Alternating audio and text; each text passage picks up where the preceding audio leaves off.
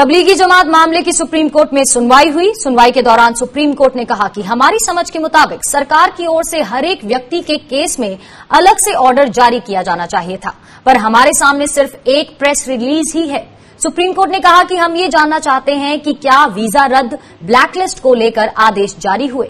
याचिकाकर्ताओं की ओर से कोर्ट को बताया गया कि वीजा रद्द या ब्लैकलिस्ट किए जाने को लेकर सरकार की ओर से कोई आधिकारिक आदेश जारी नहीं हुआ। याचिकाकर्ताओं ने कहा कि सिर्फ प्रेस रिलीज जारी हुई, उनके पासपोर्ट जब्त कर लिए गए। जब कुछ लोगों की अर्जी पर हाईकोर्ट में सुनवाई हुई, वहां भी सरकार ने ऐसा कोई आदेश पेश नहीं किया। वहीं सॉलिसिटर जनरल तुषार मेहता के जूनियर ने कोर्ट को बताया कि याचिकाकर्ता ने अभी तक याचिका की कॉपी मुहैया नहीं कराई है, जबकि याचिकाकर्ता के मुताबिक याचिका की कॉपी दे दी गई है, जिसके बाद कोर्ट ने मामले की सुनवाई 2 जुलाई तक के लिए टाल दी है। तो आज सुप्रीम कोर्ट में उन याचिकाओं पर सुनवाई हुई जिसमें दिल्ली के निजामुद्दीन में तबलीगी जमात द्वारा आयोजित धार्मिक आयोजन में शामिल होने वाले विदेशियों को ब्लैकलिस्ट किया गया। हमारे साथ फोन लाइन पर फुजैल अहमद आयूबी साहब जुड़ चुके हैं, सुप्रीम कोर्ट के वकील हैं। सर, आपका बहुत बहुत स्वागत है। सर, सबसे पहले तो यही जानना चाहूंगी कि जिस तरह से तबलीगी जमात के लोगों को एक प्रेस रिलीज जारी करके ब्लैकलिस्ट कर दिया गया, उस पूरी कार्रवाई को आप किस तरह से देखते हैं? जी, ये एस्पेक्ट एक बहुत ही सरप्राइजिंग है पूरे केस में। और 2 अप्रैल को सडनली एक प्रेस इंफॉर्मेशन ब्यूरो से हम लोग को पता चलता है कि 960 जो फॉरेनर्स थे जो तबलीग के लिए आए हुए थे अलग अलग वक्त में, यानी जनवरी से या दिसंबर से आए हुए थे, उन सब लोगों को एक तरफा एक साथ ब्लैकलिस्ट कर दिया गया है। और उसके साथ ही साथ ये भी ऑर्डर्स उसी प्रेस इंफॉर्मेशन ब्यूरो की प्रेस रिलीज में हम लोग को पता चला कि साथ ही साथ डायरेक्टर जनरल ऑफ पुलिस और दिल्ली पुलिस कमिश्नर को भी ये डायरेक्शन दिए गए कि इन वायलेटर्स के खिलाफ जो है वो एक्शन लिया जाए फॉरेनर्स एक्ट में और एपिडेमिक एक्ट में। तो इस पर्टिकुलर प्रेस रिलीज से ही हमें हर चीज का मतलब हमें संज्ञान हुआ कि ये हुआ है ऐसा। उससे पहले ना कोई नोटिस ना किसी किस्म की कोई चीज थी। तो अल्टीमेटली फिर इसी प्रेस रिलीज को ही लेकर के तकरीबन 33 कंट्रीज के 34 इंडिविजुअल्स जो है वो सुप्रीम कोर्ट आए हैं 4 पिटिशंस के अलग अलग उसके साथ। और उनका ये कहना है कि भाई आपने जो ब्लैकलिस्टिंग की या हमारा वीजा कैंसिल किया, ब्लैकलिस्टिंग हुई, फिर ये जो केसेस का मामला है, ये सब जो है वो हमें बिना किसी नोटिस, हमें बिना किसी जवाब के, बिना किसी एक्सप्लेनेशन मांगे किया गया। तो ये कैसे किया गया है? ये कानून में जो भारतीय संविधान में अनुच्छेद 21 के तहत जो है वो सही नहीं है। तो उसके ऊपर कोर्ट ने लास्ट ओकेजन पे, लास्ट फ्राइडे पे जब ये मैटर टेकअप हुआ था 26 जून को, तो हमसे ये कहा था कि आप जितनी भी स्टेट्स हैं उनके सबके वकीलों को इसकी कॉपी ईमेल से भेज दीजिए और सेंट्रल गवर्नमेंट को जो उनकी एजेंसी है, सेंट्रल एजेंसी, उसको सर्व कर दीजिए ताकि वो लोग आ सकें।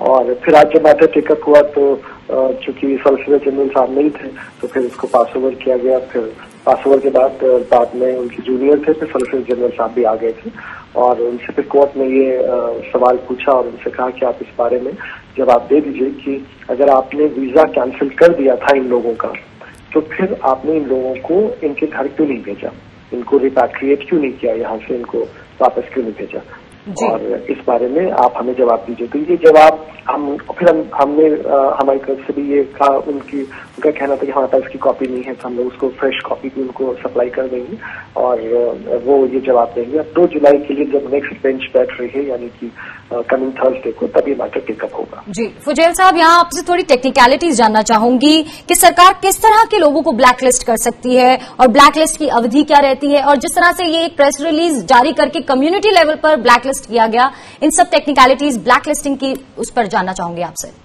जी, एक नॉर्मली तो अगर कोई ब्लैकलिस्टेड है तो वो वीजा अप्लाई नहीं कर सकता है, देश में आ नहीं सकता है। लेकिन अगर कोई ऑलरेडी देश के अंदर मौजूद है तब तो अगर हम उसका वीजा कैंसिल करेंगे तो फिर तो हम उसको बताएंगे कि हम क्यों आपका वीजा कैंसिल, क्योंकि हमें लगता है कि आपने ये गलत काम किया, इसलिए हम आपका वीजा कैंसिल क्यों ना कर दें। और आपको वापस क्यों ना भेज दें। तो वो एक्सप्लेन करता है कि हम ये, और अगर वो नहीं एक्सप्लेन कर पाता तो उसका वीजा कैंसिल हो जाता है, उसको उसके देश भेज दिया जाता है। तो ये जो प्रक्रिया है ये एक नॉर्मली हर जगह की जाती है, वही प्रक्रिया यहाँ भी होनी थी। और जहां तक इस बात का सवाल है कि ये फॉरेनर्स हैं और ये अलग अलग कंट्रीज के हैं, तकरीबन 40-45 कंट्रीज के लोग हैं, अभी तो 33 कंट्रीज के लोग सामने आए हैं, और भी कई जगह जैसे तमिलनाडु में कहीं वियतनाम के भी कुछ लोग हैं जमात में आए थे। तो वो लोग भी सब इसमें शामिल होना चाहते हैं कि भाई हम एक्सप्लेन कर देते हैं अपनी पोजीशन को, और या इस तरह के, चूंकि आज के जो हालात हैं वो भी तो नॉर्मल हालात तो है नहीं, अनयूजुअल हालात हैं, और उन हालात में हम अपने कंट्री वापस जाना चाहते हैं। या जैसे अभी हमारे यहाँ भी माइग्रेंट लेबरर्स के लिए कोर्ट ने कहा कि इनको जाने दिया जाए, अगर इनके ऊपर कोई मुकदमे दर्ज हुए हैं उसको विड्रॉ किया जाए, इस तरह की बात सुप्रीम कोर्ट ने कही। इवन जेल्स में जो लोग हैं उनको डिकंजेस्ट किया गया। तो ये बात थोड़ी सी अनयूजुअल है कि जो फॉरेनर्स यहाँ हैं उनको यहाँ स्टैंडर्ड रखना, जबकि उनकी एम्बेसीज और उनके जो हाई कमीशन है वो रेडी है उनको फैसिलिटेट करने के लिए, स्पेशल फ्लाइट लाने के लिए, उनको ले जाने के लिए। तो मेरे ख्याल से बेहतर सबके इंटरेस्ट में यही होता कि अगर कोई बात ऐसी थी उनको एक्सप्लेनेशन मांगते या नहीं, और एक्सप्लेनेशन मांग करके उसके बाद फिर से कहते नहीं आप अपने देश जाइए, तो वो उनको उनके देश भेज दिया जाता। तो वो चीज ना हो करके बल्कि उनको रिटेन करना यहाँ के ऊपर, तो ये इसके ऊपर जरा सा कोर्ट का रुख था एक। तो वो उसका जवाब परसों 2 दिन बाद जब प्रोसीडिंग्स होगी तब फिर वो सामने आएगा। जी, शुक्रिया फुजैल साहब हमारे साथ जुड़ने के लिए। तो तबलीगी जमात मामले पर आज सुनवाई हुई जिसे टाल दिया गया है। हमारे संवाददाता गोपाल कृष्ण हमारे साथ जुड़ चुके हैं। तो गोपाल, सबसे पहले तो यही जानना चाहेंगे कि पूरी सुनवाई के दौरान आज जो सुनवाई हुई है उसमें क्या कुछ हुआ? रितिका, याचिकाकर्ता की तरफ से जब मामले की सुनवाई हो रही थी उस समय दलील दिया गया और कहा गया कि एक आदेश नहीं है, सरकारी आदेश नहीं है, सिर्फ एक प्रेस रिलीज जारी की गई है, और प्रेस रिलीज जारी होने के साथ ही इनके पासपोर्ट को जब्त कर लिया गया है, वीजा को रद्द कर दिया गया है, इन्हें आने जाने पर रोक लगा दी गई है। जिसके बाद कोर्ट ने टिप्पणी करते हुए कहा कि जिस तरीके से यह फैसला लिया गया है वह गलत है, सबको इंडिविजुअल तरीके से आदेश जारी करना चाहिए, अलग अलग लोगों, एक एक व्यक्ति के लिए आदेश होना चाहिए, न कि सामूहिक रूप से आदेश होना चाहिए। कोर्ट ने कहा कि क्या ये वीजा रद्द हुआ है या ब्लैक लिस्ट हुआ है, ये कोई आदेश है? तो याचिकाकर्ता की तरफ से कहा गया कि नहीं, ये आदेश नहीं है, यह प्रेस रिलीज है। प्रेस रिलीज के माध्यम से यह जानकारी दी गई है, जिसके बाद कार्रवाई की गई है। उसके बाद सॉलिसिटर जनरल तुषार मेहता के जूनियर ने कोर्ट को बताया कि याचिकाकर्ता की तरफ से अभी भी कॉपी सर्व नहीं की गई है।